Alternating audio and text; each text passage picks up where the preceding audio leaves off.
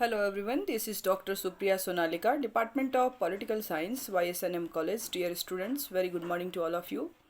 आज का जो हमारा क्लास है वो यूजी सेमेस्टर 2 के स्टूडेंट्स के लिए है और यूजी सेमेस्टर 2 के कोर्स का जो पेपर 3 है national movement and constitutional development, उसके अंतर्गत हम लोग जो है यूनिट 9 की चर्चा आज हम लोग करेंगे, जिसमें हमें भारतीय शासन अधिनियम गवर्नमेंट ऑफ इंडिया एक्ट 1935 के बारे में जानना है।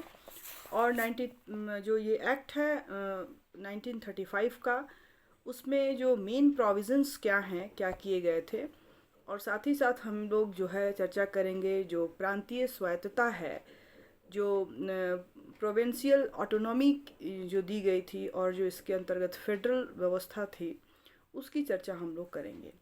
तो सबसे पहले आज के क्लास में हम लोग ये जानेंगे कि 1935 का अधिनियम क्या था और उसके अंतर्गत वो कौन कौन सी मुख्य बातें कही गई थी। और यह पेपर जो है बहुत इम्पॉर्टेंट है यूजी जो है के स्टूडेंट्स के लिए तो हैं ही, साथ साथ बहुत सारे कॉम्पिटिटिव्स एग्ज़ाम्स के पॉइंट ऑफ व्यू से भी यह जो चैप्टर है सबके लिए, जो भी पॉलिटिकल साइंस के स्टूडेंट्स हैं या जनरल नॉलेज के को ध्यान में रखते हुए यह पेपर बहुत इम्पॉर्टेंट है। भारतीय शासन अधिनियम जो है वो इसकी शुरुआत कैसे हुई, ये कब बनाया गया, इसके बनाए जाने का, इस अधिनियम को लाए जाने के पीछे क्या पृष्ठभूमि थी, इन सब की चर्चा हम लोग पहले करेंगे। और हम लोग जैसा जानते हैं कि जो ये अधिनियम बना वो बहुत सारे चीज़ों से, जो इसके पहले जो घटनाएं हुई थी उससे मिलकर बना। इसमें महत्वपूर्ण जो घटनाएं थीं जैसे कि 1930, 31 और 32 में 3 गोलमेज सम्मेलन हुए थे और उनके बुलाए गए थे विचार विमर्श के आधार पर। 1933 में भावी सुधार योजना के संबंध में एक श्वेत पत्र जो है प्रकाशित किया गया था, वाइट पेपर, और जिनमें प्रांतों के उत्तरदायी शासन व्यवस्था एवं केंद्र में आंशिक उत्तरदायी शासन व्यवस्था का सुझाव दिया गया था। और इसी वाइट पेपर, जो श्वेत पत्र के निर्माण और सुझाव को स्वीकार करते हुए ब्रिटिश जो संसद थी के द्वारा 1935 में भारतीय शासन अधिनियम को तैयार किया गया।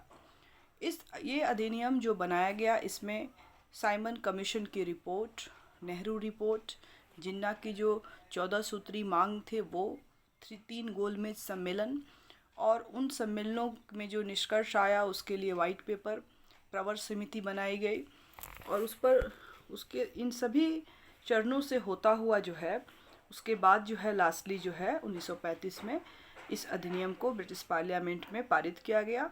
और भारत के लिए जो है भारत के प्रांतों के लिए प्रांतीय स्वायत्तता देने की बात और संघीय प्रणाली जो थी, एक तरह से प्रांतों को में उत्तरदायी शासन व्यवस्था और केंद्र में कुछ अंशों तक उत्तरदायी शासन व्यवस्था जो है, जो जिसकी मांग हो रही थी, उसको देने का प्रयास किया गया था। 1935 का जो भारतीय शासन अधिनियम है, इसकी में कुछ विशेषताएं हैं उसकी चर्चा हम लोग करेंगे। 1935 का भारतीय शासन अधिनियम जो है वो अब तक का जितना भी पार्लियामेंट में ब्रिटिश संसद के द्वारा अधिनियम पारित हुए उसमें सबसे बड़ा एक लंबा चौड़ा जो है ये दस्तावेज है। और भारतीय शासन अधिनियम जो है 1935 का जो अधिनियम है, भारत के संवैधानिक विकास में इसका जो है बहुत महत्वपूर्ण योगदान है। और एक तरह से कहें तो हम भारत में संवैधानिक शासन व्यवस्था का जो विकास का कहें तो ये अंतिम चरण एक तरह से माना जाता है। और भारतीय संविधान के निर्माण में इस अधिनियम की महत्वपूर्ण भूमिका रही है। और 26 जनवरी 1950 को जब भारत का संविधान लागू होने से पहले इसी अधिनियम के प्रावधानों के तहत जो है शासन व्यवस्था चलाई जाती थी। और 1935 का भारत शासन अधिनियम एक उत्तरदायी सरकार की स्थापना के लिए प्रबंध किया था, भले ही वो आंशिक ही रूप में हो, लेकिन इसमें किया गया था उत्तरदायी शासन के लिए। और ब्रिटिश सरकार जो है ने संवैधानिक सुधारों के प्रति अपनी प्रतिबद्धता दिखाते हुए प्रस्तावित संविधान का प्रारूप तैयार करने के लिए 1935 से 35 का अधिनियम जो है बनाया गया। और इसमें लगभग 451 धाराएं और 15 अनुसूचियां जो हैं शामिल करते हुए यह एक लंबा चौड़ा दस्तावेज जो है भारत शासन अधिनियम 1935 जो है वो पारित किया गया ब्रिटिश पार्लियामेंट के द्वारा। और इसमें जो महत्वपूर्ण कुछ बातें कही गई हैं और उसमें था कि भारत में बढ़ती हुई जो राष्ट्रीयता के कारण भारत के लोगों को सत्ता का पर्याप्त हस्तांतरण आवश्यक था और दूसरी ओर ब्रिटिश सरकार जो है वो शक्ति हस्तांतरण के साथ साथ अपने हितों की रक्षा की भी पूरी व्यवस्था कर लेना चाहती थी। और इसलिए अधिनियम की मुख्य विशेषताओं को हम लोग जब इसका अध्ययन करेंगे तो हमें इस बात का पता चलेगा। पहली जो इसमें व्यवस्था की गई थी कि अखिल भारतीय संघ की स्थापना की बात की गई थी। तो 1935 के द्वारा यह निर्णय लिया गया था कि केंद्र के ब्रिटिश प्रांतों और देशी रियासतों को मिलाकर जो है एक संघ को स्थापित किया जाएगा और यह संघ 11 ब्रिटिश प्रांतों और जो 6 चीफ कमिश्नर के क्षेत्र थे उन देशी रियासतों से मिलकर बनाना था जो स्वेच्छा से संघ में सम्मिलित होना चाहते थे। और अधिनियम के अनुसार प्रांतों के लिए संघ में शामिल होना अनिवार्य था, परंतु देशी रियासतों को उनके लिए यह जो है ऐच्छिक था कि वह इसमें शामिल होंगे कि नहीं होंगे। और संघ में सम्मिलित होने वाले की इच्छुक जो प्रदेश या देशी रियासतों को एक प्रवेश पत्र जो है पर हस्ताक्षर करने होते थे और इस प्रपत्र में शर्तों का उल्लेख किया जाना था जिन पर वह संघ में शामिल होना चाहती थी। और संघ के इकाइयों को अपने आंतरिक मामलों में स्वशासन प्राप्त था। संघ और उसकी इकाइयों के विवादों का निर्णय करने के लिए एक संघीय न्यायपालिका की स्थापना करने की भी बात की गई थी और केंद्र में एक संघीय कार्यकारिणी व्यवस्थापिका की भी स्थापना की बात की गई थी। और संघ की स्थापना की पूर्व शर्त थी कि कम से कम समस्त देशी रियासतों की कुल जनसंख्या की आधी जनसंख्या वाली देशी रियासतें संघीय व्यवस्थापिका के उच्च सदन में देशी रियासतों के लिए निर्धारित 104 स्थानों में से कम 52 जो है की पूर्ति करने वाले देशी रियासतों को शामिल होना था और संघ में सम्मिलित होने की इच्छा प्रकट करती थी। और इस शर्त के पूरा हो जाने पर सम्राट द्वारा संघ की स्थापना की घोषणा की जाती। परंतु जो है देशी जो रियासतें थी उसमें देशी जो रियासतें थी संघ में सम्मिलित नहीं हुई थी। उन्होंने जो आपको गोलमेज सम्मेलन में इस बात पर फर्स्ट गोलमेज सम्मेलन में इस बात पर जोर दिया गया था संघ बनाने की और उसमें देशी रियासतें जो शामिल होने की बात कर रही थी। चूँकि इसमें ऐच्छिक रखा गया था तो इसमें जो देशी रियासतें संघ में सम्मिलित नहीं हुई और इस प्रकार प्रस्तावित जो संघ था की स्थापना संबंधी घोषणा पत्र जारी करने का अवसर ही नहीं आया। दूसरी जो महत्वपूर्ण बात इसमें कही गई थी भारतीय शासन अधिनियम 1935 के अंतर्गत तो वो था प्रांतीय स्वायत्तता। जो प्रोविंसेस ऑटोनॉमी का जो कंसेप्ट था कि 1935 के अधिनियम की एक अन्य जो महत्वपूर्ण और संभवतः एकमात्र संतोषजनक जो व्यवस्था थी वो थी प्रांतीय स्वशासन की स्थापना। और इस अधिनियम के द्वारा 1919 के अधिनियम की जो प्रांतों में जो द्वैध शासन व्यवस्था का अंत कर उन्हें स्वतंत्र और स्वशासित जो है वो संवैधानिक आधार प्रदान किए गए थे और संपूर्ण प्रांतीय शासन लोकप्रिय मंत्रियों के नियंत्रण में कर दिया गया था। और गवर्नर से यह आशा की गई थी कि उसके द्वारा मंत्रियों की सलाह के आधार पर प्रशासन का कार्य जो है वो संचालन किया जाए।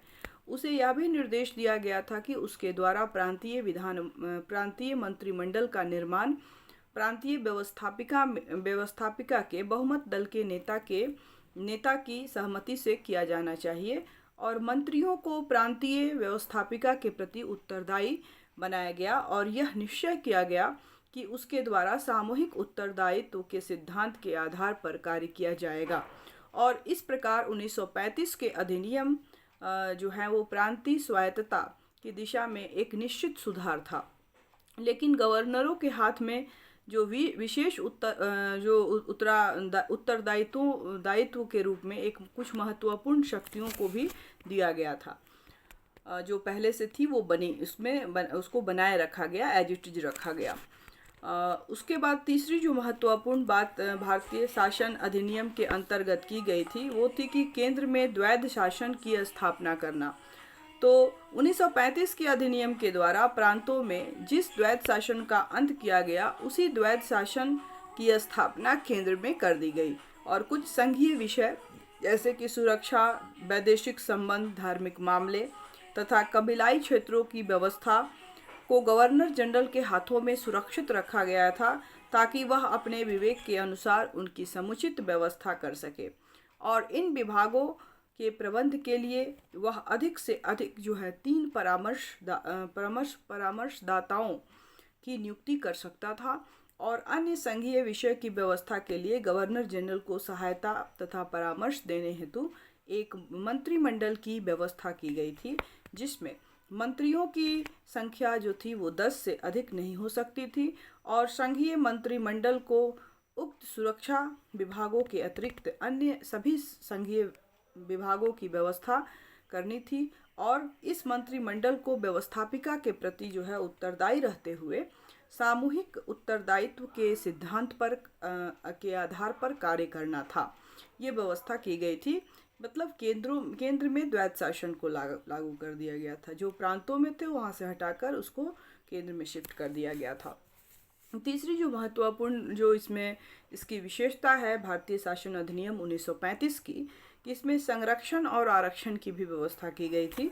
तो ब्रिटिश शासन का विचार था कि भारतीयों के द्वारा उत्तरदायी शासन का संचालन करने में गंभीर त्रुटियां की जा सकती हैं और इसके अतिरिक्त वे अपने अल्पमत वर्गों के हितों की रक्षा के लिए पहले से ही समुचित व्यवस्था उनकी कर लेना चाहते थे। अतः अधिनियम के द्वारा गवर्नर और जो गवर्नर जनरल और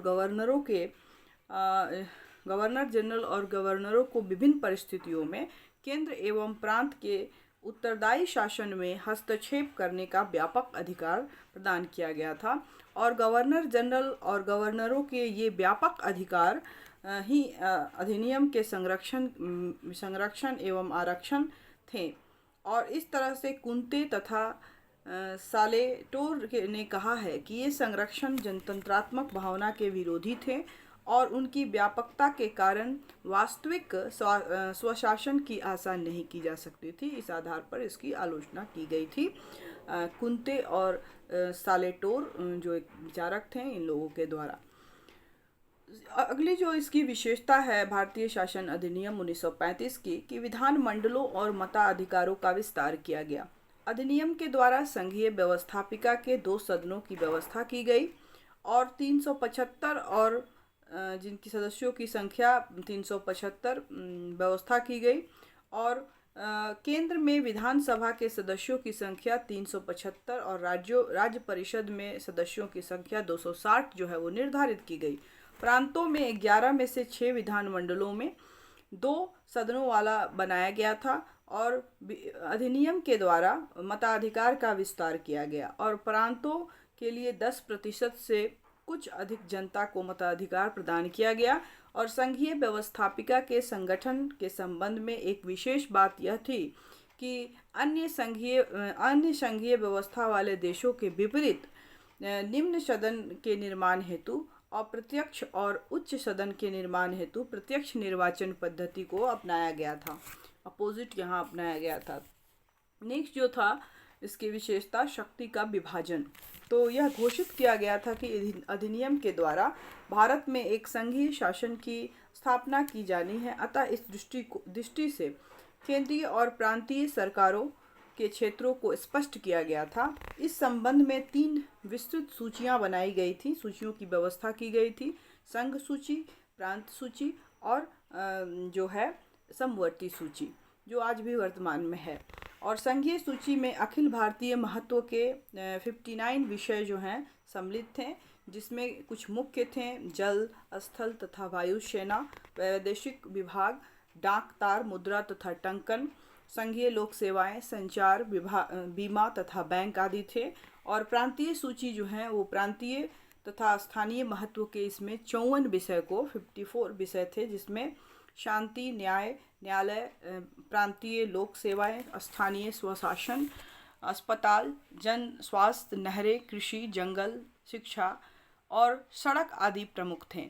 और समवर्ती सूची में 36 विषय रखे गए थे, 36 विषय थे, जिसमें दीवानी और फौजदारी विधि, विवाह, तलाक, उत्तराधिकार, दत्तक, संग्रह, ट्रस्ट, कारखाने और श्रम कल्याण आदि मुख्य उसमें कुछ विषय थे।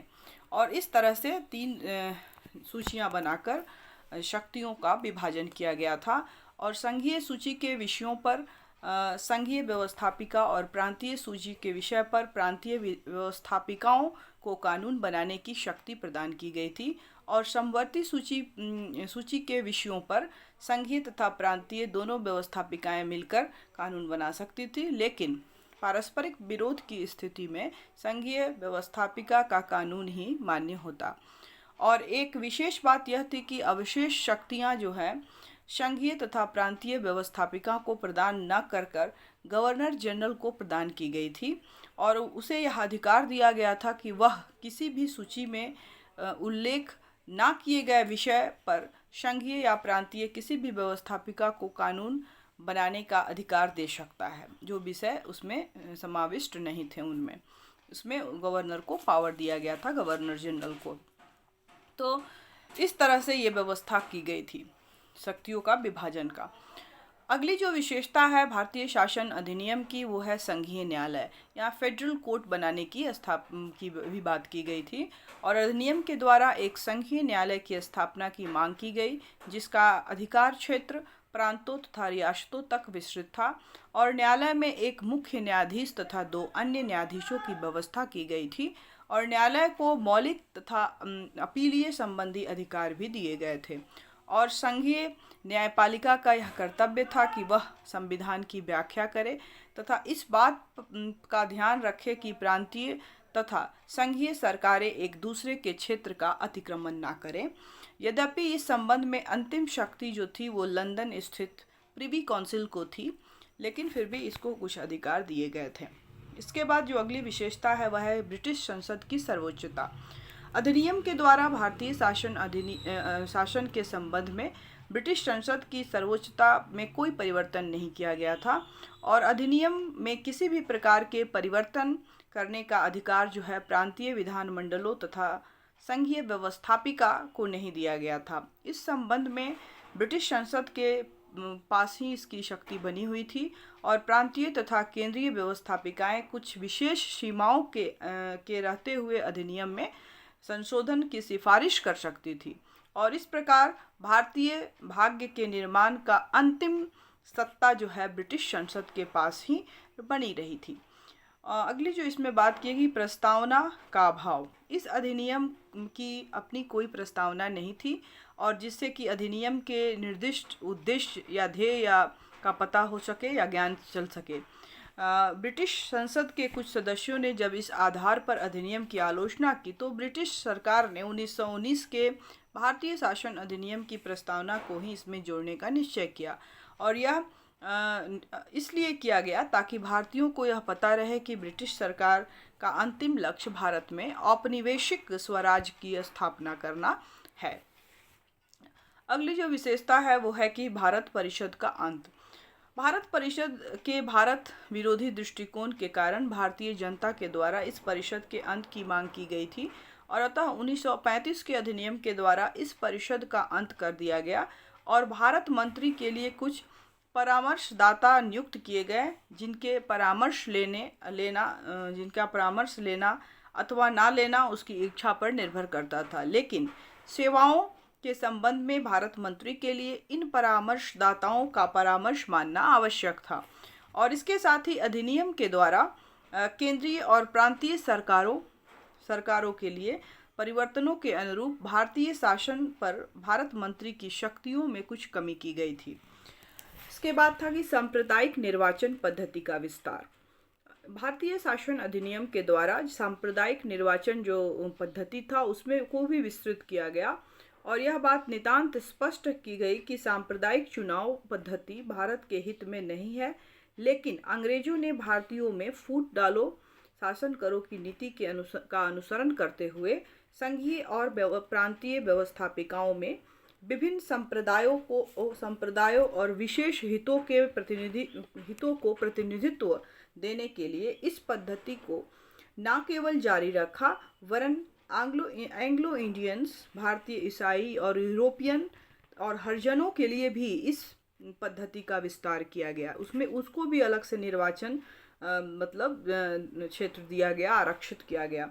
और संघीय व्यवस्थापिका के दोनों सदनों में मुसलमानों को 1/3 स्थान जो है वो प्रदान किया गया।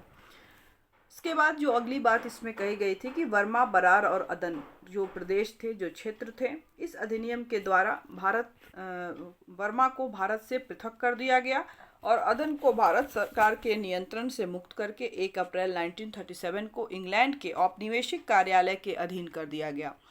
और वहीं बरार के ऊपर निजाम हैदराबाद की एक नाम मात्र की सत्ता को स्वीकार कर ली गई, परंतु उनको शासन की दृष्टि से मध्य प्रांत का अंग जो है वो बना दिया गया था। तो ये चीज़ें जो है इसके अंतर्गत की गई थी। तो ये कुछ इस अधिनियम की विशेषताएं थी, जिसके अंतर्गत 1935 के अधिनियम में जो कुछ खास विशेषताएं इसमें की गई। इसके बाद हम लोग इसका मूल्यांकन करेंगे। तो मूल्यांकन के रूप में हम देखते हैं कि इसमें क्या जो प्रोविज़न थे, किस आधार पे इसका मूल्यांकन होता है और किसने किस तरह से इसकी आलोचना की, इसमें क्या कमियां थी, खामियां थी, क्या विशेषता थी, उसका अध्ययन करेंगे। तो प्रोफेसर कूपलैंड ने 1935 के अधिनियम को रचनात्मक राजनीतिक विचार की एक महान सफलता बतलाया है और उनके मत में भारत के भाग्य का हस्तांतरण अंग्रेजों के हाथों से भारतीयों के हाथों में संभव कर दिया है। मतलब इस अधिनियम के द्वारा ऐसा उनका मानना है। किंतु अधिनियम का अध्ययन करने पर जो मिनिस्टर कूपलैंड के विचारों को स्वीकार नहीं किया जा सकता, क्योंकि विभिन्न भारतीय नेताओं के द्वारा अधिनियम पर अपनी प्रतिक्रियाएं इस प्रकार व्यक्त की गईं। मदन मोहन मालवीय के अनुसार नया अधिनियम हम पर थोपा गया है, बाहर से यह कुछ जनतांत्रिक व्यवस्था की जैसी दिखाई देती है, मिलती है, परंतु भीतर से यह जो है बिल्कुल खोखला है। और इसी तरह राजगोपालाचार के अनुसार भी नया जो संविधान है वो द्वैत शासन से भी जुड़ा है। उन्होंने इस तरह से कहकर इसकी आलोचना की। और मोहम्मद जिन्ना के अनुसार 1935 की योजना पूर्ण रूप से सड़ी हुई और मौलिक रूप से खराब तथा पूर्ण रूप से अस्वीकार करने योग्य योजना है, और इसकी आलोचना जो है मोहम्मद जिन्ना ने इस तरह से की है। तो ये कुछ विचारक हैं जिन्होंने उसकी आलोचना की है, लेकिन वस्तुतः यह एक ऐसा अधिनियम है जिसमें भारतीयों को शक्ति देने के बदले संपूर्ण शक्ति जो है अंग्रेजों के हाथ में रखी गई थी और भारतीयों को की प्रशासन करने की शक्ति का उसी प्रकार परीक्षण किया था जिस प्रकार एक हाथ पांव बंधे हुए व्यक्ति को नदी में फेंकने के बाद उसे तैरने की उसकी योग्यता की जांच की जाती है। और श्री जवाहरलाल नेहरू ने इस अधिनियम के संबंध में बिल्कुल ठीक ही कहा है कि यह अधिनियम तो दास्ता का एक घोषणा पत्र है, और दास्ता का घोषणा पत्र कहकर इस अधिनियम को उन्होंने संबोधित किया था। और इसमें प्रस्तावित भारतीय संघ की रूपरेखा ऐसी निर्मित की गई थी कि किसी भी प्रकार का वास्तविक विकास असंभव था, और एक प्रतिक्रियावादी रूप रेखा थी जिसमें बिना किसी प्रकार की क्रांतिकारी क्रिया के स्वयं विकसित हो सकने की क्षमता का अभाव था। और इस अधिनियम में ब्रिटिश सरकार की भारतीय नरेशों, जमींदारों तथा भारत के अन्य प्रतिक्रियावादी तत्वों से मित्रता और मजबूत हो गई, और इससे पृथक निर्वाचन पद्धति को बढ़ावा मिला, और इस प्रकार पृथकतावादी प्रवृत्तियों को बढ़ावा मिला, और सभी मामलों में पूर्ण नियंत्रण पूर्वत ब्रिटिश शासन ब्रिटिश के हाथों में बना रहा, और इसमें वायसराय को पहले से भी अधिक शक्तियां जो है वो प्रदान की गई, सौंप दी गई थी इस अधिनियम के द्वारा। और अधिनियम पर अपने विचार व्यक्त करते हुए मौलाना आज़ाद ने लिखा है कि अधिनियम में अनेक दोष हैं, और यद्यपि अधिनियम द्वारा द्वैत शासन का अंत कर प्रांतों को स्वायत्तता की स्थापना की गई थी और केंद्र में आंशिक रूप से उत्तरदायी शासन व्यवस्था की गई थी, लेकिन इन बातों के बावजूद एक ऐसा प्रतिगामी कानून था, यह एक ऐसा प्रतिगामी कानून था जिसमें गवर्नर जनरल तथा गवर्नरों की स्वेच्छाचारी शक्तियों में तनिक भी कहीं भी कमी नहीं हुई थी, और अधिनियम के द्वारा औपनिवेशिक स्वराज की घोषणा न किए जाने के कारण अत्यधिक उदार भारतीयों के लिए इसका समर्थन करना संभव नहीं था।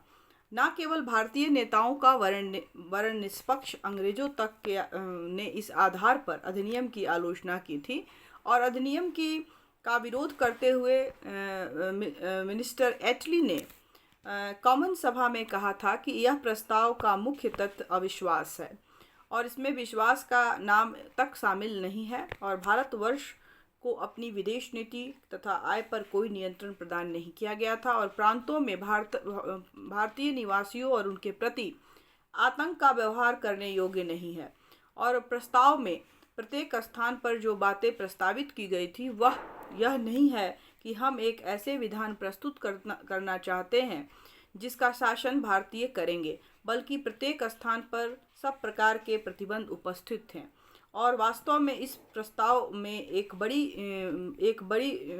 बात छोड़ी गई थी, प्रतीत होती थी, और वह था कि भारतीय जन अधिनियम जो था, अधिनियम के विभिन्न भारतीय नेताओं के द्वारा, मिस्टर एटली के द्वारा जो प्रतिक्रियाएं व्यक्त की गई, उनको हम लोग कुछ आधारों पर देख सकते हैं, उसकी आलोचना कर सकते हैं। जैसे कि यह कहा गया कि भारतीय शासन अधिनियम जो है वो दोषपूर्ण संघ की बात इसमें की गई थी, और 1935 के अधिनियम में जिस अखिल भारतीय संघ का प्रस्ताव दिया गया था, यद्यपि उसमें संघ की सभी आधारभूत लक्षण थे, शक्तियों का विभाजन, लिखित और कठोर संविधान एवं निष्पक्ष न्यायिक सत्ता की स्थापना विद्यमान थे, लेकिन इसके साथ उसमें कुछ ऐसे गंभीर दोष थे जिनके कारण यह जो है स्वीकार नहीं हो सकता था, और संघ के आकार, जनसंख्या महत्व और राजनीतिक लक्ष्यों की दृष्टि से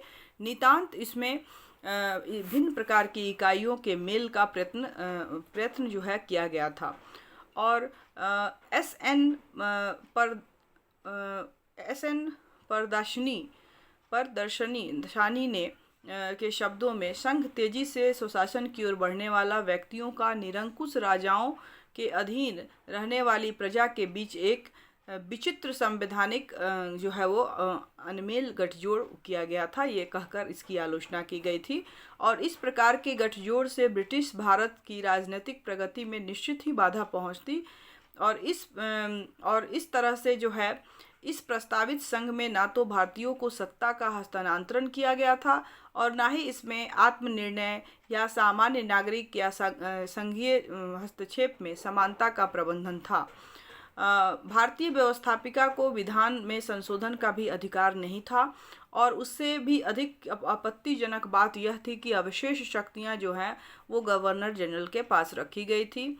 और चिंतामणि और मसानी ने इसकी आलोचना करते हुए कहा कि हमें भी वांछनीय लक्ष्यों से पूर्ण एक लंगड़ा संघ प्रदान किया जा रहा है, यह कहकर इसकी आलोचना की गई है।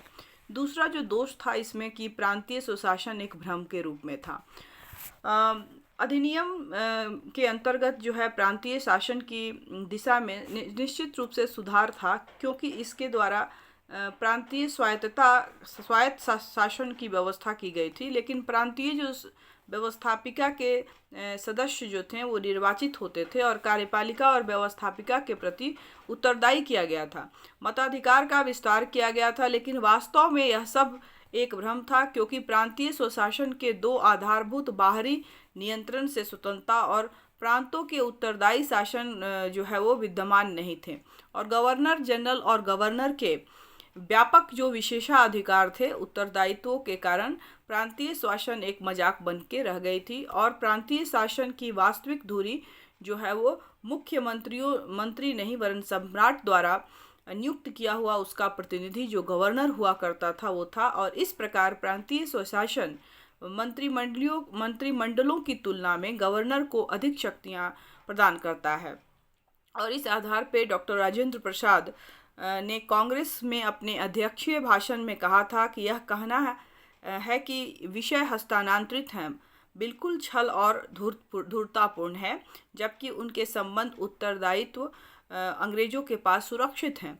गवर्नर, गवर्नर जनरल और ब्रिटिश मुकुट तथा संसद को दी हुई विस्तृत शक्तियों ने प्रांतीय स्वशासन को नहीं के बराबर कर दिया था, जो कि भारतीयों के लिए सबसे बड़ा, एक तरह से कहें तो, पुरस्कार था जो दिया गया था, क्योंकि सारी शक्तियां तो ब्रिटिश गवर्नमेंट के पास ही थी। कहने के लिए उसे प्रांतीय स्वायत्तता दी गई थी, लेकिन उस पर आधिपत्य जो है गवर्नर जनरल का, गवर्नर का या सम्राट का था। इसके अंतर्गत और जो इसकी आलोचना की गई है, दोष जो इसका था वो था कि संरक्षण और आरक्षण की व्यवस्था। 1935 के अधिनियम के निहित संरक्षण और आरक्षण की व्यवस्था संविधान का एक बहुत ही बड़ी प्रतिक्रियावादिता थी, और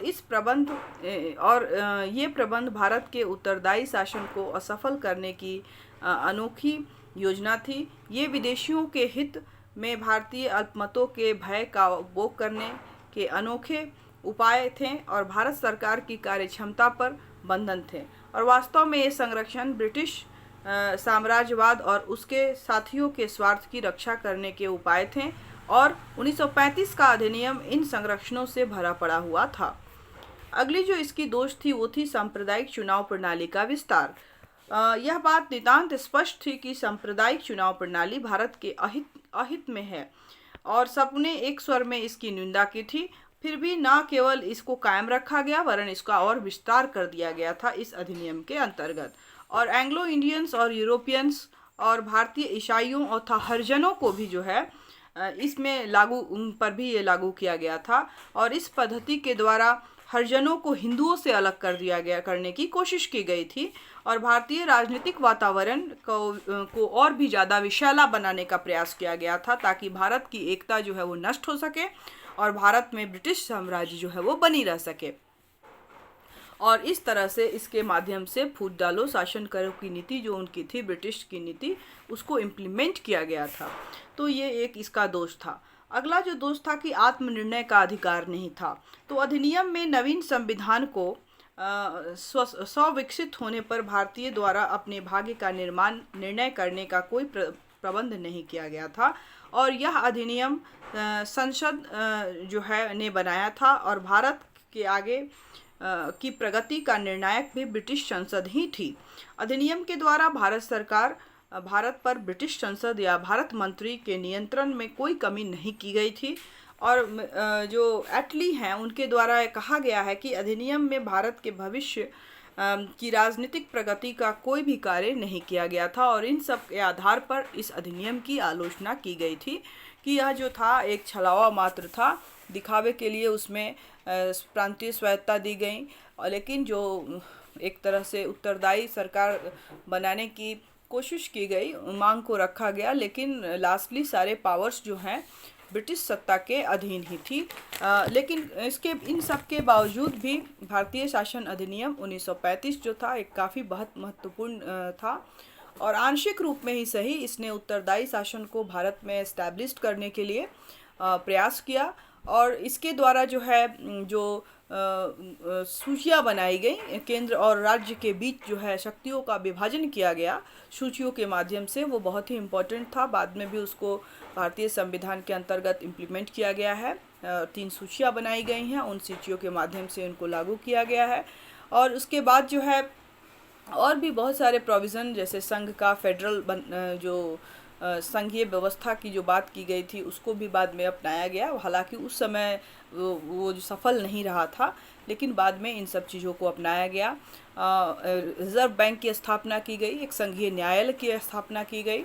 तो ये सभी चीज़ें जो थी इस क्षेत्र में काफ़ी प्रयास किया गया। इवन जो निर्वाचन का प्रतिशत था जो 2-3% था उसको 10% तक बढ़ाया गया। तो ये सब कुछ चीज़ें हैं जो इस अधिनियम की विशेषता रही है, और इसके आधार पे जो है हम कह सकते हैं कि यह अधिनियम एक तरह से जो है भारत के संवैधानिक विकास में इसका काफ़ी महत्वपूर्ण योगदान रहा। और जब भारत आज़ाद हुआ 15 अगस्त 1947 के बाद, और जब इसने अपने 26 जनवरी 1950 को अपना संविधान का निर्माण किया, तो उसमें बहुत सारी बातें जो हैं इस अधिनियम से ली गई हैं।